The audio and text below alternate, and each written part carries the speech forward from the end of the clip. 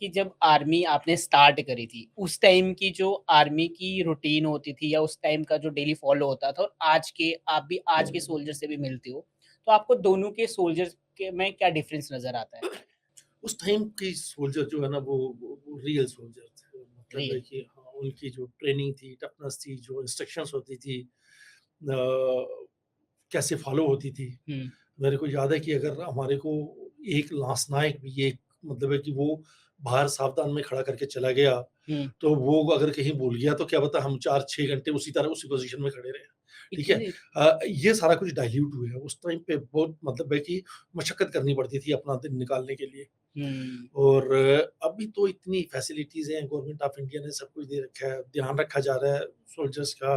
हुँ, और कई बार मेरे को ये लगता है कि पता नहीं जो होता है ना कि सोल्जर्स की क्वालिटी, हुँ।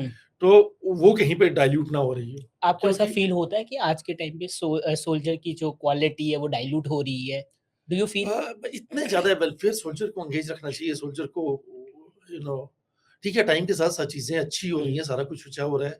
मतलब कि हर चीज़ जो है ना आज की डेट में बहुत अच्छी हो रखी है। उनका खाना-पीना, रहने हुँ, का स्टैंडर्ड, घूमना-फिरना, लिबर्टी, बाहर आना-जाना ये सारा कुछ जो है अच्छा है।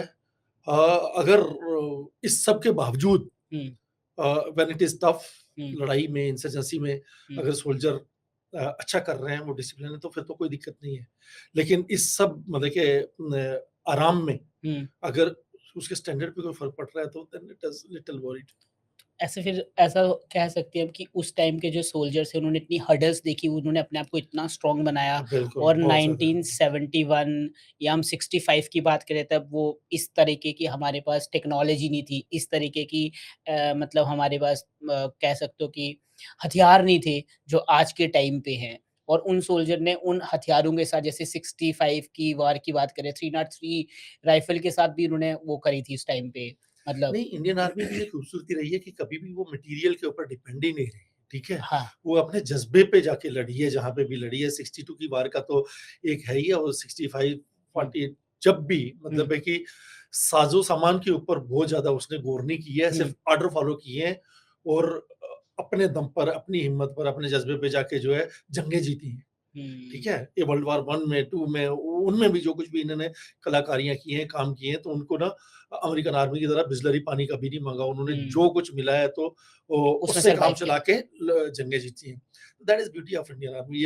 ये यही चीज़ बाकी आर्मीज़ से अलग करती है इंडियन इ आर्मी को। इवन हिटलर ने भी ये चीज़ बोली थी कि अगर मुझे कहीं पे भी युद्ध करना है, जीतना हो तो मैं सबसे पहले इंडियन आर्मी को प्रेफ़र करूँगा क्योंकि वो हर सिचुएशन में लड़ने के लिए रेडी है, चाहे उसके पास बिल्कुल। हथियार हो या ना हो।